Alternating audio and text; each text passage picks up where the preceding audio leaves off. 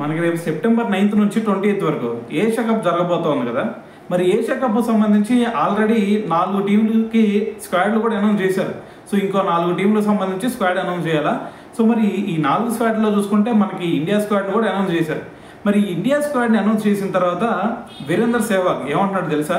అరే అబ్బాయిలు, ఈసారి ఖచ్చితంగా ఏషియా కప్ కొట్టేది టీమిండియానే రాసి పెట్టుకోండి అని చెప్పేసి ఒక స్టేట్మెంట్ ఇచ్చాడు. ఎందుకన్నాడు తెలుసా? మొత్తం టీం మొత్తాన్ని చూసి అతను ఆ స్టేట్మెంట్ ఇచ్చాడు. మరి అతను ఒక పక్క చూసుకుంటేనేమో సూర్యకుమార్ యాదవ్ కెప్టెన్గా ఉన్నాడు. సూర్యకుమార్ యాదవ్ కెప్టెన్గా ఉండి దాని తర్వాత అతను మైండ్ సెట్ చూసుకుంటే ఈ T20 ఫార్మాట్కి ఎక్సలెంట్గా సెట్ అయ్యింది.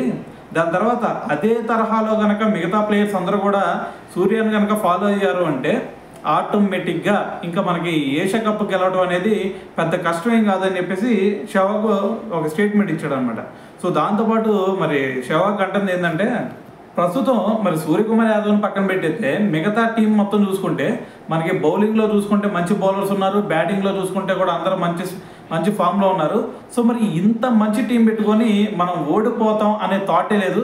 ఖచ్చితంగా ఏషియా కప్ ఇండియాదే అని చెప్పేసి మరి ఒక స్టేట్మెంట్ అయితే సెహ్వాగ్ ఇవ్వడం జరిగిందనమాట.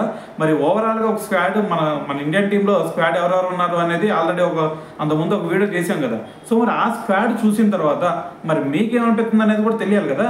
సో కింద కామెంట్ చేసేయండి.